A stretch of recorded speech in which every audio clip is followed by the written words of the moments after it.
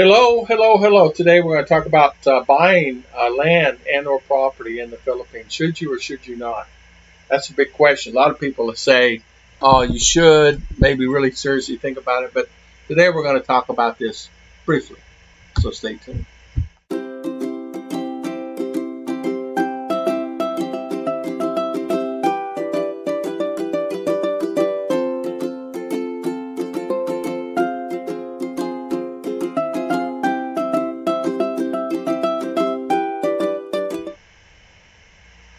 So, should you buy and have property in the Philippines?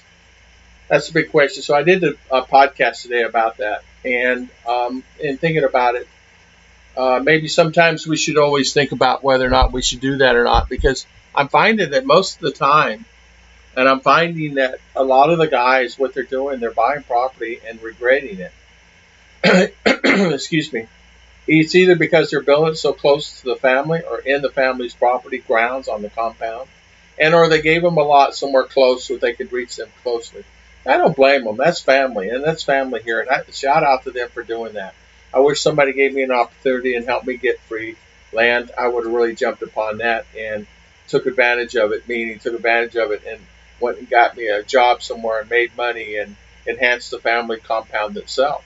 Just like a lot of people are doing here. There are a lot of Filipino. That's exactly what they did. Filipino culture, Filipino and Filipina left the country and enhanced the compound.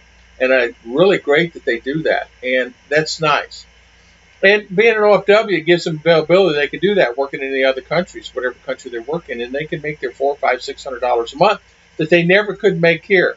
And especially on, there's a lot that have degrees that they go out of college and they graduated high honor, and then they get on a job and it's making $10,000 a month. It's sad. It's no different as anywhere else in the world, but here the opportunity is available for someone that can enhance buying land. Should you buy land or lease land?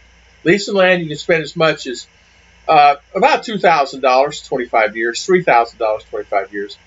Sometimes what you do is make sure you get it done by an attorney, and then have the attorney make sure he checks all the paperwork and make sure that person actually owns the land.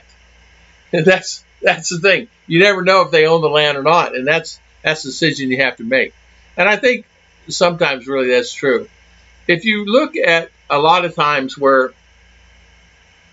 a family gets involved in it, sometimes it gets to be tribal, and or maybe they got on the land themselves in first generation by just squatting.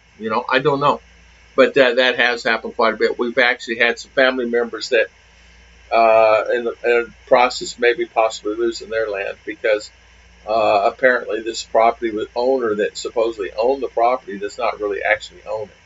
So that makes a big difference. I think we should really think about that. Do you actually own the property that you're on? In our case, we hope and pray that we do. I mean, it went through all the things, but still you don't know. But anyway, leasing land, buying a lot, building a house. Should you build a house? Building a house, it's a big question mark. I don't know if you should. I don't know. It's a big question mark on that. Building a house entirely up to you. Sometimes it's maybe not a good idea. Maybe you need to get a transportable house, a bamboo house, or a cargo house. Not necessarily like this. Build your own cargos. Stack 2 or 3 cargos. So in this podcast, I go in detail and talk about this. So you guys check out the podcast.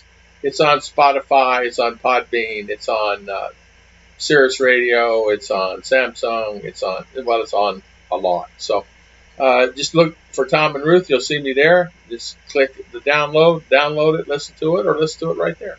God bless everybody. Thank you so much. And I'll see you guys next time. Let's try my outro again.